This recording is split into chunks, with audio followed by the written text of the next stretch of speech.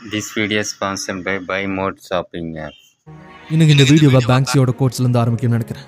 If you get tired, learn to rest, not to get. இந்த உலகத்தில் யாருக்கு தான் பிரச்சனைகள் இல்லை, யாருக்கு தான் கவலைகள் இல்லை. சொல்லப்போனால் எல்லாருக்குமே ஏதோ ஒரு டாஸ்க் கொடுக்கப்பட்டிருக்கு, இந்த டைமில் பண்ணி முடிக்கணும் அப்படி. அந்த டாஸ்க்கை கம்ப்ளீட் பண்ணுறதுக்கு தான் நம்ம தினமும் ஓடிக்கிட்டு இருக்கோம், அந்த டெட்லைனை நோக்கி. நம்ம மட்டும் இல்லை, இந்த உலகமே அப்படி தான் இயங்கிட்டு இருக்கு. சூரியன் எத்தனை மணிக்கு வரணும், சந்திரன் எத்தனை மணிக்கு வரணும். ஒரு சாதாரண புழு ஒரு பட்டாம்பூச்சியாக மாறணும் அப்படின்னா அது கூட்டு புழுவாக மாறதுக்கும் தன்னோட கூட கட்டி தான் ஆகணும். ஒரு 8 கால் பூச்சி கூட வேணும் அப்படின்னா அது தன்னோட வலையை பின்னி தான் ஆகணும். ஒரு பறவை குஞ்சு பறித்து தன்னோட குஞ்சு வளர்க்கணும் அப்படின்னா அதுக்கான கூட அது கட்டி தான் ஆகணும். இப்படின்னு எல்லாத்துக்குமே ஒரு டெட்லைன் இருக்கு. ஆனால் மனுஷன் மட்டும்தான் முடியாதுன்னா பின்வாங்கிடுவான். ஆனால் அந்த இயற்கையில் உள்ள விஷயங்கள் அப்படி இல்லை.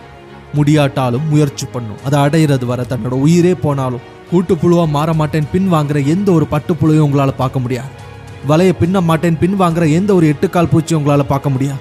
ஏன், நம்ம இந்த சால்மன் மீன்களை பற்றி கேள்விப்பட்டிருப்போம். இந்த சால்மன் மீன்கள் நன்னீரில் தான் முட்டை இட்டு குஞ்சு பொரிக்குமா.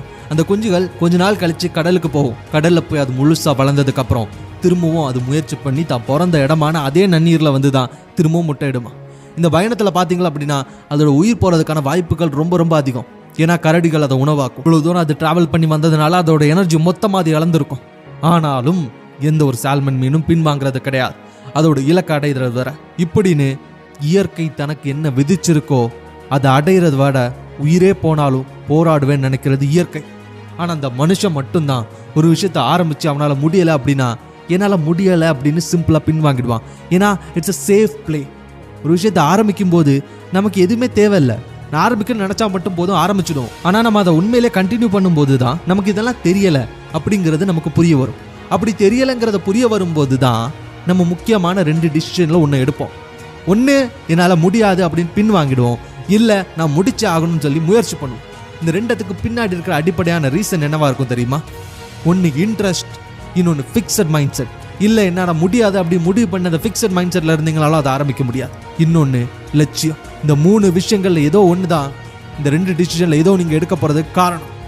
இதனால தான் நீங்கள் கேம் விளையாடும்போது அந்த கேம் என்ன தான் கஷ்டமாக இருந்தாலும் ஆரம்பித்ததுக்கப்புறம் என்ன தான் டஃப்பாக போனாலும் முயற்சி பண்ணுவேன், ஜெயிப்பேன் அப்படின்னு திரும்ப திரும்ப விளையாடுவீங்க. ஆனால் நம்ம படிக்கணும்னு எடுத்த அந்த ஒரு சப்ஜெக்டையோ இல்லை படிக்கணும்னு நம்ம முயற்சி பண்ண அந்த ஒரு டிபார்ட்மெண்ட்லேயோ கொஞ்ச நாள் நம்மளால் இருந்துட்டு ஒரு விஷயத்த பண்ண முடியலை அப்படின்னா பின்வாங்கிட்டுரும். ஏன்னா லேக் ஆஃப் இன்ட்ரெஸ்ட் காரணமாக இருக்கும், ஃபிக்ஸட் மைண்ட் செட் காரணமாக இருக்கும், இல்லை உங்களோட லட்சியம் இல்லாமல் இருக்கும்.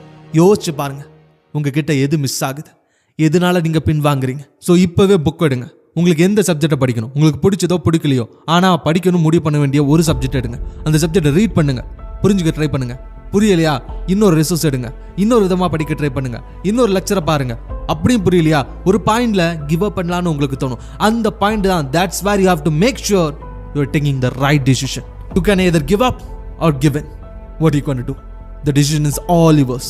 ஆனால் ஒரு விஷயம் நல்லா புரிஞ்சுக்கோங்க, நம்ம இந்த உலகத்தில் ஒரு போலீஸாக வாழ்ந்தாதான் இந்த உலகம் நம்மளை போலீஸ்ன்னு சொல்லும்.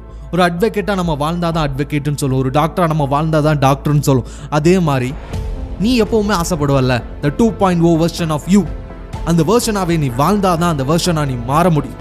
நீ எடுக்கிற டிசிஷன், உன்னோட முடிவுகள், இது எல்லாமே நீ எந்த மாதிரி வாழணுமோ அதை ரிஃப்ளெக்ட் பண்ணணும். உன்னோட 2.0 வெர்ஷனாக நீ மாறணும் அப்படின்னா நீ உன்னோட முடிவுகளை மாற்றிக்கணும். உன்னோட ரெகுலரான முடிவுகள்லேருந்து நீ வெளியில் வரணும். எப்பெல்லாம் நீ கஷ்டமாக இருக்கோ, that's where you have to prove yourself you are the 2.0 version of yourself. இன்னைக்கே முடிவு பண்ணு. எப்பெல்லாம் கஷ்டமாக இருக்கோ அப்போ தான் இன்னும் கொஞ்சம் எக்ஸ்ட்ராவாக நீ முயற்சி பண்ணணும். எப்பெல்லாம் ரொம்ப டயர்டாக இருக்கோ அப்போ தான் நான் இன்னும் கொஞ்சம் கூட முயற்சி பண்ணணும், நீ நம்பணும். அப்படி நம்பிக்கையோடு நீ முயற்சி பண்ண அப்படின்னா நீ ஆசைப்பட்ட விஷயங்களை ஒரு நாள் கண்டிப்பாக நீ அடைவ. யாரும் அதுக்கு தடையாக இருக்க முடியாது. ஸோ முயற்சி பண்ணு. இயற்கை என்னைக்கு பின்வாங்கிறதில்ல. அதே மாதிரி நீ இயற்கையில் ஆசைப்படுற விஷயங்களை அடையணும் அப்படின்னா நீ பின்வாங்கக்கூடாது, முயற்சி பண்ணணும். போகிற வழி கடினமாக இருக்கா, டயர்டாக இருக்கா, you can take rest but never quit, never ever quit. முயற்சி பண்ணி போராடுங்க, முடியாத விஷயம் எதுவுமே கிடையாது. வெற்றி உங்களுக்கு தான். உங்கள் வாழ்க்கை எந்த நிமிஷம் வேணாலும் மாறலாம், அந்த நிமிஷம் இந்த நிமிஷம் கூட இருக்கலாம். உங்கள் வெற்றியின் பாதையில் நானும் ரங்கமாக இருக்கேன். மோட்டிவேஷன் சப்ஸ்கிரைப் பண்ணுங்கள். நன்றி, வணக்கம்.